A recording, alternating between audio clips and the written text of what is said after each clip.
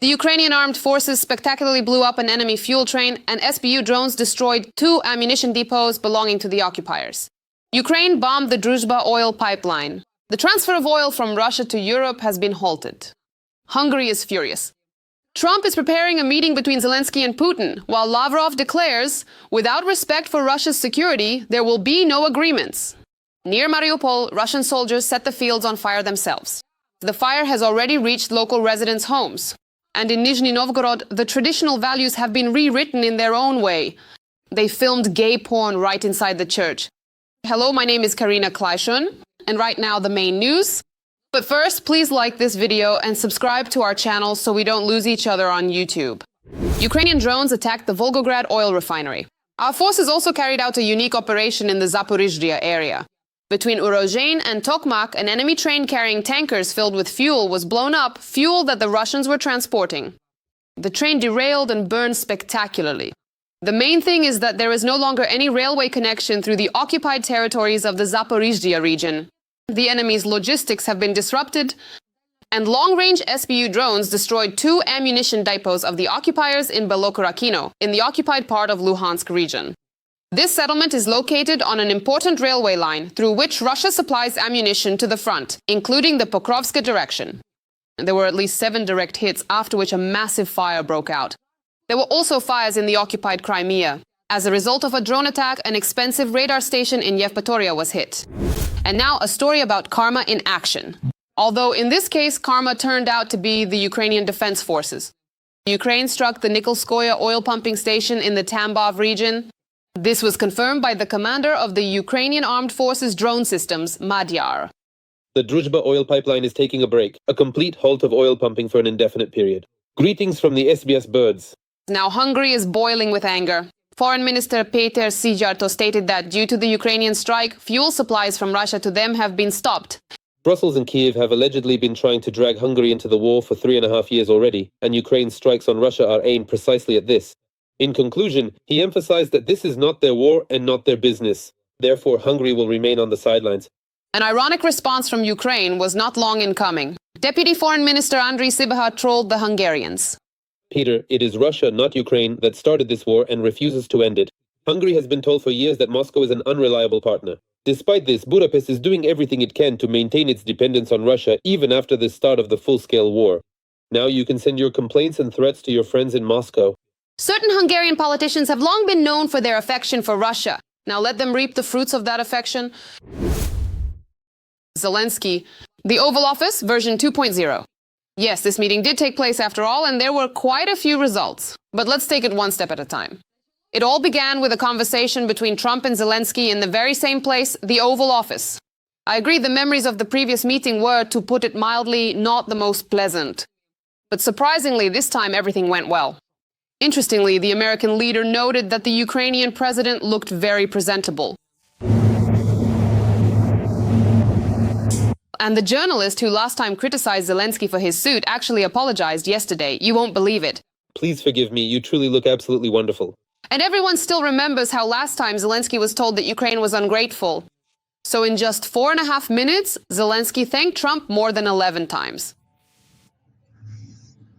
Zelensky brought a map of the military operations in Ukraine to the meeting at the White House. Later, at the briefing, the Ukrainian leader noted that this map played a significant role in the negotiations.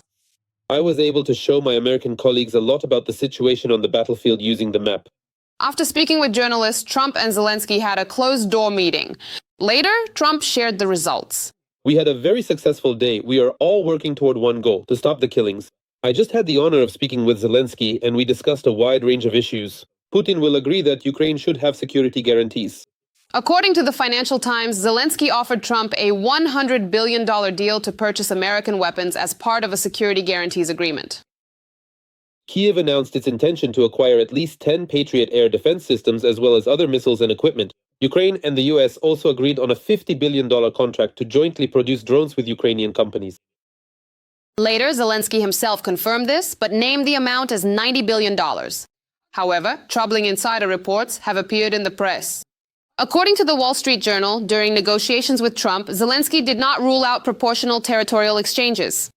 At the same time, he emphasized that the transfer of land is prohibited by the constitution and is extremely difficult due to the relocation of people.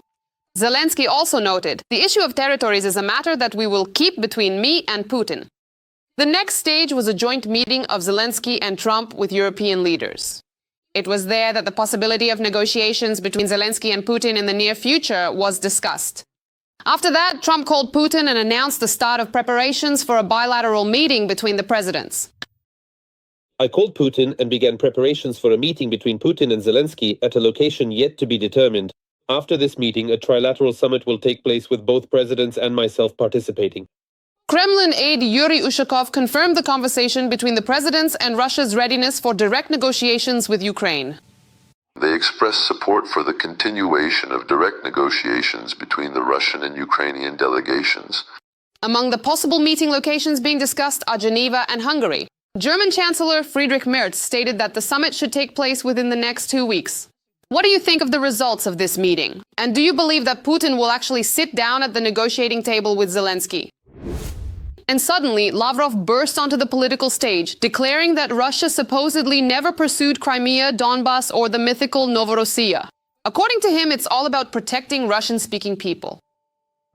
And in this particular case, I want to emphasize once again, with utmost clarity and conviction, we have never, at any point in time, talked about simply needing to seize any territories whatsoever. Neither the Crimean Peninsula, nor the Donbas region, nor the historical Novorossiya as distinct territories have ever been our primary or ultimate goal. Our fundamental and unwavering objective was, and continues to be, to protect the people, specifically the Russian people, who have resided on these ancestral lands for many centuries. But in reality, this so-called protection is nothing but an apocalypse. The Rashists are leveling entire cities to the ground, leaving behind a scorched wasteland. And in the occupied corners where people are still clinging to life, there isn't even a sip of clean water. For example, here are the realities from occupied Donetsk, where the taps have run dry, just like the hopes of the locals themselves.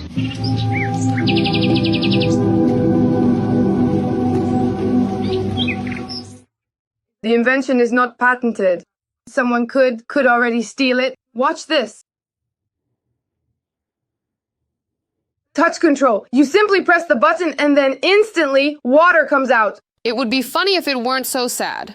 But let's get back to Lavrov, who came out with another gem. Without respect for Russia's security and the rights of Russians in Ukraine, there can be no talk of any long-term agreements. At the same time, he added, Russia supposedly is not refusing either bilateral or trilateral meetings. So how does that work? How can you negotiate with people like this? Incredible but true. Near occupied Mariupol, Russian soldiers, while training at a firing range, set the fields on fire. The fire has already destroyed a house in a village near Komentanove and shows no sign of stopping. The fire started to approach Sartana, which, by the way, is practically on the outskirts of Mariupol. But here's the catch. There's nothing to put it out with. And why is that? Exactly. It's the same old water crisis. Every voice matters. Join our community, support independent journalism and help us bring you the truth from Ukraine. Become a member of Ukraine Today. Join us now.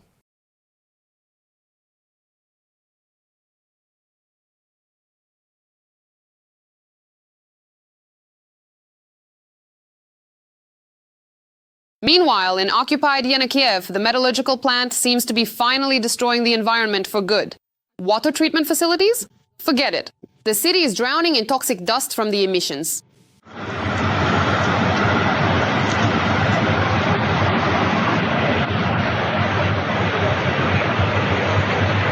And now imagine that back in 2013, Metinvest was planning to modernize this plant and build a new Sinter plant. But then the liberators came, set up their People's Republic and buried everything and everyone, calling it the defense of Donbas. Now to some alarming news.